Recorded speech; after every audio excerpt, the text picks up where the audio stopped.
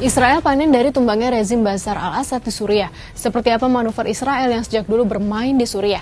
Mengapa Israel diuntungkan dengan kejatuhan Assad? Menurut laporan tahunan Lembaga Pemantau Hak Asasi Manusia Suriah atau SOHR, Israel melancarkan 40 kali serangan udara terhadap sasaran Iran dan loyalisnya di Suriah sepanjang tahun 2020. Serangan udara Israel tersebut menewaskan 215 tentara Iran dan loyalisnya di berbagai wilayah di Suriah, serta menghancurkan 135 gedung atau sasaran yang diduga kuat milik Iran dan kroninya di Suriah. Pesawat tempur Israel melancarkan lebih dari 1.000 serangan udara ke Suriah selama periode 5 tahun dari tahun 2017 sampai 2022 untuk menggempur sasaran Iran di Suriah. Serangan Israel atas sasaran Suriah dan Iran tidak pernah berhenti di tahun ini. Serangan Israel yang cukup mematikan adalah serangan atas kantor konsulat Iran di Damaskus pada 1 April 2024. Serangan ini menewaskan 16 anggota divisi Al-Quds dari Garda Revolusi Iran. Sebenarnya apa alasan Israel menggempur Suriah habis-habisan? Apalagi kalau bukan kehadiran musuhnya, yaitu militer Iran dan loyalisnya Hizbullah secara mencolok di Suriah setelah meletusnya revolusi Suriah tahun 2011. Iran dan milisi loyalisnya masuk Suriah pada 2013 dengan dalih menyelamatkan rezim Bashar al-Assad dari kejatuhan. Hal ini dinilai Israel sebagai ancaman terhadap keamanan nasionalnya.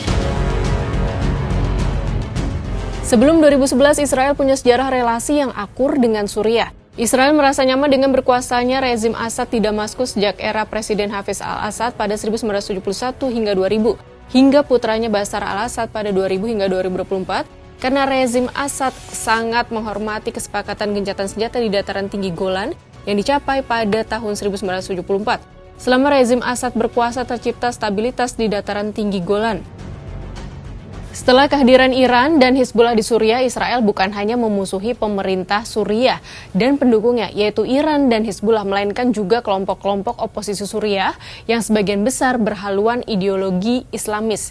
Namun Israel memandang kelompok oposisi bersenjata Suriah jauh lebih ringan dibandingkan kekuatan Iran dan loyalisnya.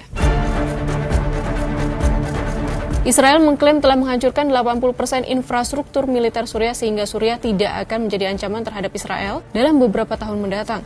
Israel menghendaki kelompok-kelompok oposisi bersenjata Suriah yang dipimpin Hayat Tahrir al-Sham atau HTS ini hanya memiliki senjata ringan dan menengah yang tidak mengancam keamanan nasional Israel.